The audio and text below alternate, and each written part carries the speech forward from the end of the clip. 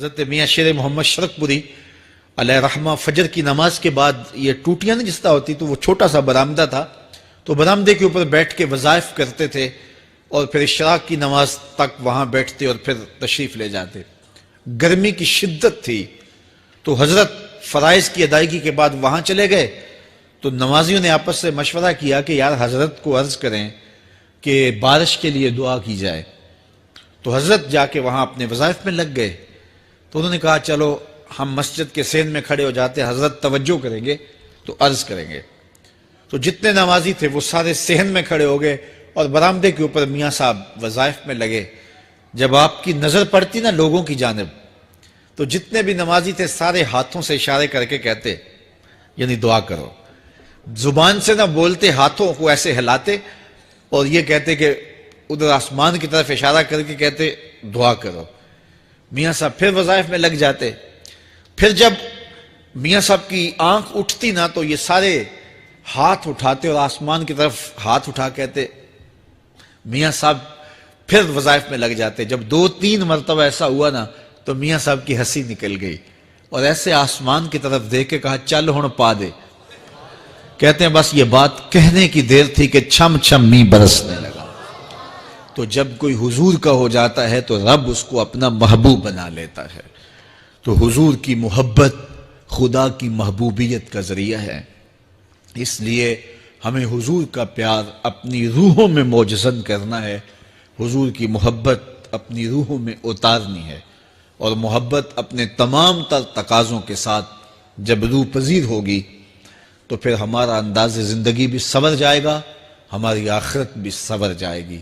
محبت کے من جملہ تقاضوں میں سے سب سے بڑا تقاضا محبوب کی اطاعت ہے، کہ بندہ جس سے پیار کرتا ہے اس کی بات مانتا ہے۔ یہ ہے دعوی محبت کا ثبوت، اس کی دلیل۔ اور حضور کے صحابہ کی زندگیاں دیکھیے کہ انہوں نے حضور علیہ السلام کے ساتھ کیسے پیار کیا، حضور کی محبت میں اپنی عادتوں کو بدل دیا۔ حالانکہ عادتیں نہیں بدلی جاتی، 2 سکے بھائی ہوں، رشتہ کتنا گوڑا ہے، اور ایک گھر میں پرورش پائی ہے، ایک گود میں پلے ہیں، ایک باپ کے گہوارہ تربیت میں رہے ہیں، لیکن طبائع میں اختلاف یہ ایک فطری بات ہوتی ہے۔ ہمارے پاس لوگ آتے ہیں 2 سکے بھائی ہوتے ہیں، ایک کی طبیعت ادھر کو جا رہی ہوتی ہے، دوسرے کا مزاج ادھر کو جا رہا ہوتا ہے، ایک سخت نرم مزاج ہوتا ہے اور دوسرے کی آنکھوں سے انگارے پھوٹ رہے ہوتے ہیں، ایک معاف کر دینے والا ہوتا ہے، ایک سخت غصیلا ہوتا ہے، ایک کی طبیعت کے اندر تلخی کی چنگاریاں ہوتی ہیں اور ایک کی طبیعت کے اندر نرمی کے پھول ہوتے ہیں، آپ نے بھی دیکھا ہوگا۔ تو یہ ایسا ہوتا ہے۔ اب اسی طرح کھانے پینے کی چیزوں میں طبائع کا اختلاف یہ فطری بات ہے، ایک کو ایک چیز پسند ہوتی ہے، دوسرے کو وہ چیز پسند نہیں ہوتی ہے۔ بعض اوقات ماں کو مسئلہ ہوتا ہے کہ یہ چیز اگر میں تیار کرتی ہوں تو میرا دوسرا بیٹا نہیں کھاتا، تو اس کے لیے بعض سے الگ سے کوئی چیز تیار کرنی پڑتی ہے کہ اس کی ڈیمانڈ یہ ہے اور میرے اس بیٹے کی ڈیمانڈ یہ ہے۔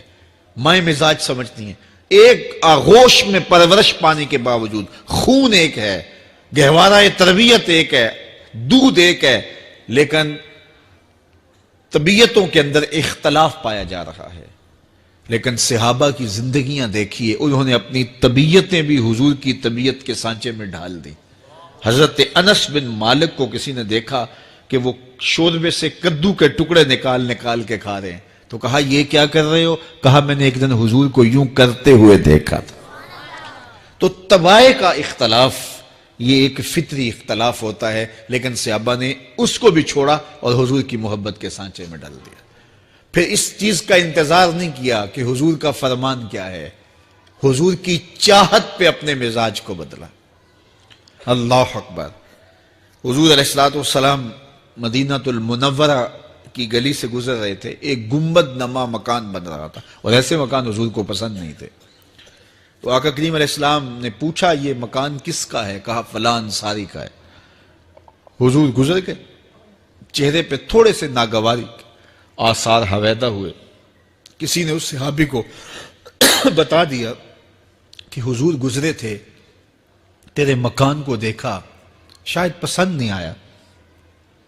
2-4 دن کے بعد حضور دوبارہ گزرے، دیکھا کہ وہاں ملبے کا ڈھیر پڑا ہوا تھا۔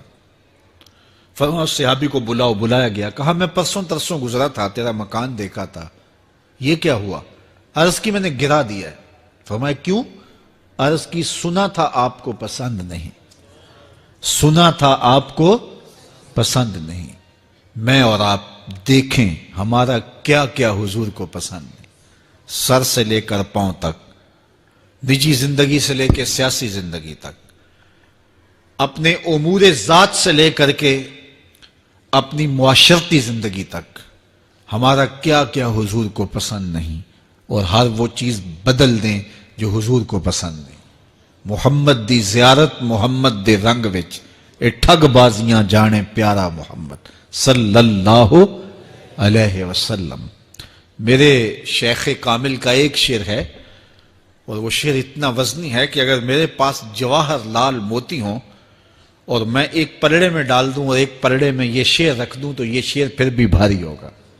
یاری لا تو پاک نبی سنگ، اے پر پوری یاری، پھر درود قبول ہے تیرا لکھ نہ لوں ایک واری۔ 1.25 مرتبہ درود پڑھنا ایک طرف، اور ایک دفعہ حضور کی ذات پہ درود پڑھنا، ان کی محبت کے سانچے میں یوں ڈھل کر کے جو وہ کہتے ہیں وہ میری زندگی کا عمل ہے، یہ اس سے وزنی ہے، یہ اس سے بھاری ہے۔ تو حضور کی محبت، حضور کے ایک صحابی تھے، وہ حضور کو ملنے آئے، اور آئے تھے بحرین سے۔ اچھا، انہوں نے حضور کو سلام کیا تو حضور نے رخ پھیر لیا، ناراضگی کا اظہار کیا، تو وہ سمجھے کہ شاید حضور نے ایسے ہی رخ پھیرا، تو جدھر حضور نے رخ پھیرا وہ ادھر جا کے سلام کرتے ہیں، تو حضور نے پھر رخ پھیر لیا، سمجھ گئے کہ حضور ناراض ہیں۔ اب انہیں سمجھ یہ نہیں آ رہی تھی کہ ناراضگی کا سبب کیا ہے۔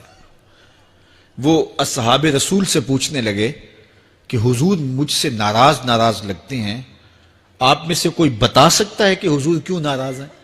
اللہ اکبر! آج تو کوئی بڑا باپ ہو، مرشد ہو، استاد ہو، ناراض ہو جائے اور شاگرد کو ناراضگی کی وجہ معلوم نہ ہو تو وہ الٹا ناراض آگے سے ہو جاتا ہے کہ میں نے جرم کیوں کیا ہے کہ استاد کا مزاج بگڑ گیا ہے۔ اللہ اکبر! لیکن ذرا دیکھیے، رنگ دیکھیے محبت کے، وہ صحابہ سے پوچھتا پھرتا ہے کہ حضور مجھ سے ناراض ہیں، مجھے بتائیے کہ کیا سبب ہوا؟ تو انہوں نے کہا کہ یہ تیرے ہاتھ میں جو سونے کی انگوٹھی ہے، اس سے حضور ناراض ہیں، کیونکہ حضور اس کو منع کر چکے ہیں۔ امت کے لیے سونا چاندی حضور نے امت کے مردوں کے لیے منع فرما دیا، صرف 4.5 ماشے سے کچھ کم کی انگوٹھی چاندی کی، اور وہ بھی عدد میں 1 ہو، شریعت نے جائز رکھی ہے۔ اگر 2 ماشے کی 2 ہوں گی تو پھر بھی جائز نہیں۔ عورت کو جائز ہے 10 انگوٹھیاں پہنے، سونے کی پہنے، چاندی کی پہنے، یہ اس کا زیور ہے۔ مرد کو زیور کی ضرورت نہیں ہے، زینت کی ضرورت نہیں ہے، لہذا مرد کے لیے 1 انگوٹھی رکھی گئی ہے، وہ بھی اس لیے کہ اگر وہ کہیں مشکل میں ہو تو اس کو بیچ کر کے 2 وقت کا کھانا لے سکے۔ باقی اس کے لیے انگوٹھی 4.5 ماشے سے کم کا چاندی یا سونا 1 ماشا ہی کیوں نہ ہو، اس کے لیے جائز نہیں ہے۔ تو اس نے سونے کی انگوٹھی پہن رکھی تھی، لیکن اسے حرمت کا پتہ نہیں تھا، تو اس نے کہا کہ حضور مجھ سے کیوں ناراض ہیں؟ تو صحابہ نے کہا شاید یہ اس انگوٹھی کی وجہ سے ناراض ہیں۔ تو اس نے یہ نہیں کہا کہ مجھے تو پتہ ہی نہیں تھا، میرا کیا قصور؟ خیر، اس نے انگوٹھی اتار کے حضور کو پیش کرتے کہا حضور آپ اس وجہ سے ناراض ہیں؟ حضور نے انگوٹھی پکڑی اور ایسے پھینک دی، ناراضگی کی وجہ ختم ہو گئی، وہ بیٹھ گیا، بات شروع ہو گئی۔ اللہ اکبر! جب سلسلہ کلام ہوتا رہا، جب مجلس برخاست ہوئی، لوگ اٹھ کے گھروں میں جانے لگے، وہ بھی اٹھا اور الٹے پاؤں سے پیچھے چلا، تو کسی نے اس کو کہا وہ انگوٹھی تو اٹھا لو، سونے کی انگوٹھی ہے، قیمتی ہے، چلو تمہارے لیے پہننا جائز نہیں، تمہاری بیوی کے لیے تو جائز ہے۔ تو اس نے کیا جواب دیا سنیے، اس نے کہا واللہ لا آخذہ وقد طرحہ رسول اللہ صلی اللہ علیہ وسلم، اللہ کی قسم میں اس انگوٹھی کو کبھی بھی نہیں اٹھاؤں گا جس کو میرے حضور نے پھینک دیا ہے۔ تو یہ تھی ان کی محبت، یہ تھا ان کا انداز۔ تو آئیے میں اور آپ حضور سے اگر محبت کرتے ہیں تو حضور علیہ السلام کا طرز زندگی، حضور کا انداز معاشرت اختیار کریں۔ کثرت کے ساتھ مائیں بہنیں بیٹیاں بھی موجود ہیں، وہ بھی اپنی اولادوں کی تربیت اس نہج سے کریں کہ وہ حضور کی سنت، حضور کی سیرت، اور حضور کی اتباع کے سانچے میں ڈھل جائیں۔ زندگی کا مقصد ہی یہی ہے۔ آئے، بڑے ہوئے، جوان ہوئے، بوڑھے ہوئے، چلے گئے، ہم سے پہلے بھی چلے گئے، ہم بھی چلے جائیں گے، بعد میں آنے والے بھی چلے جائیں گے، لیکن حقیقی کامیابی اس کو نصیب ہوئی جس نے اس دنیا پہ آ کے دنیا کی زندگی کے مقصد کو سمجھا۔ ہم آئے کیوں تھے، زندگی کس لیے ہمیں دی گئی تھی۔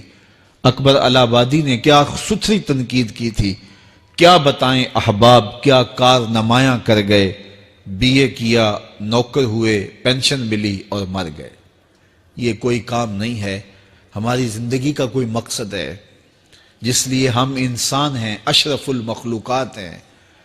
دیکھیے گدھا سارا دن بوجھ اٹھاتا ہے، اللہ اکبر۔ میرے صاحب نے گدھے سے بھی ایک موازنہ کیا ہے کہ سارا دن جو ہے وہ بوجھ اٹھائے اور کام کرے، اور پھر مالک اس کو غذا بھی نہ دے، وہ جا کے روڑیوں سے اور باہر سے جا کے چر کے پھر آ کے کام مالک کا کرے، مالک اس کو دے بھی نہ، اور وہ باہر سے کھا کے آئے اور کام مالک کا کرے۔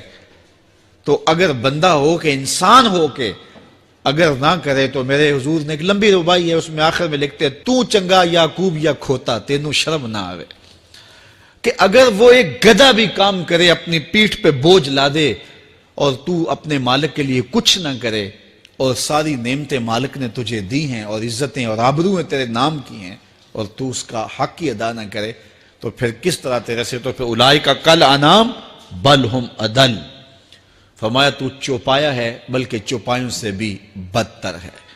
تو میں اور آپ اپنے آپ کو انسان ثابت کریں، آج موقع ہے۔